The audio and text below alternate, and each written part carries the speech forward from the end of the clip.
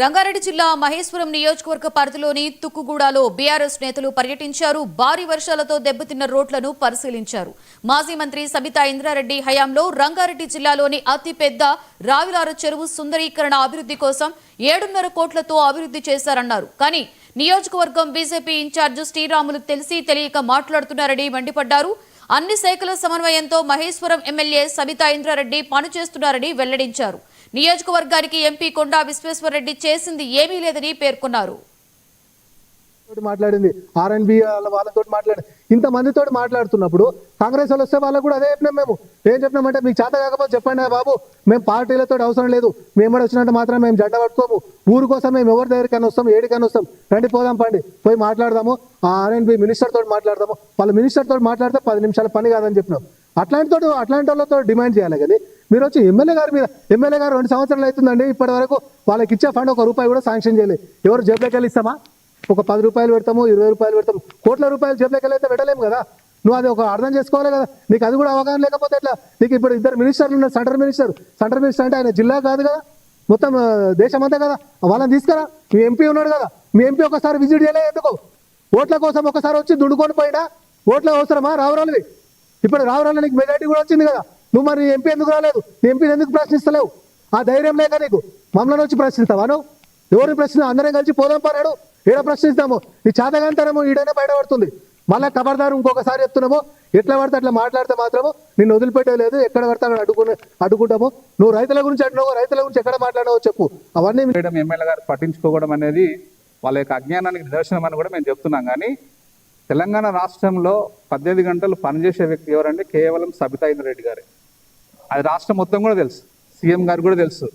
ఆమె యొక్క సర్వేలో సబితా ఇంద్రారెడ్డి గారు 18 గంటలు పనిచేసే వ్యక్తి అని చెప్పేసి ఆమెకు ప్రజాదరణ కలిగినటువంటి ఏకైక వ్యక్తి అని కూడా ఆమెకు మంచి పేరున్నది. అలాంటి వ్యక్తిని పట్టుకొని మీ నోటికి వచ్చినట్టుగా ఆమె స్పందించదు, ఆమె ఒక వర్గానికే పనిచేస్తుందనంటే బీఆర్ఎస్ పార్టీ అనేది అందరి పార్టీ. అది ఒక వర్గం అని కాదు, హిందువులని కాదు, ముస్లింలని కాదు, క్రిస్టియన్ అని కాదు, అందరి పక్షాన ఉండి మాట్లాడగలిగే వ్యక్తి ఆమె. ఖండించడం జరుగుతుంది, ప్రతిఘటన చేయడం కూడా జరుగుతుంది. చెరువుల్లో దాదాపు 1200 ఎకరాల భూమిది. దీంట్లో దాదాపు ఒక 200 మంది రైతులు ఉంటారు. ఈ 200 మంది రైతుల విషయంలో కూడా మేడం ఫస్ట్ అధికారంలో ఉన్నప్పుడు, పార్టీ బీఆర్ఎస్ పార్టీ అధికారంలో ఉన్నప్పుడు రైతుల విషయంలో మేము వాళ్ళకి రైతులకు నష్టపరిహారం మేము ఇప్పిస్తామనంటే టీడీఆర్ ద్వారా ఇప్పిస్తామని చెప్తే వీళ్ళు ఒప్పుకోలేదు. కొంతమంది వ్యతిరేకంగా కేసులు వేయడం జరిగింది, అయినా వీళ్ళు ఎవరు రాలేదు. ఆ అందరూ దుర్ప్రచారం చేస్తారు. ఏంటంటే మేడం గారు ఏం చేయలేదని గతంలో కరోనా టైంలో రోడ్ బంద్ అయిన మున్సిపల్ వాళ్ళతో చెప్పి రోడ్ వేయించింది. అట్లాగే ఆ మేడం చెప్తే చాలా ఉన్నాయి. మేడం మిత్రులు చెప్పారు, గుడికాడ కూడా ప్రచారం ఏం చేస్తున్నారంటే 250 తీసుకుంటారని దుర్ప్రచారం. అది ఎండోమెంట్ వ్యవస్థ ప్రకారము గర్భగుడి దర్శనం కోసం 250 రూపాయలు తీసుకుంటారు. తిరుపతిలో కూడా శ్రీవారి దర్శనం ఉంది 10,500. శ్రీవారి దర్శనం కూడా ఉంది కాదు. ఇక్కడ ప్రజానికం తీసుకొని మనం ఏదో తెలిసి తెలియక అన్ని అవివేకంతో మాట్లాడి ఏదో మేము సొంతంగా తీసుకొని మేము యూజ్ చేసుకున్నట్టు. అది ఎండోమెంట్ ఆఫీసర్ ఉంటాడు, ఎండోమెంట్ తీసుకుంటారు, బ్యాంకు పోతాయి, వ్యవస్థకు పోతాయి. అవి మనం చేసేది ఏం లేదు.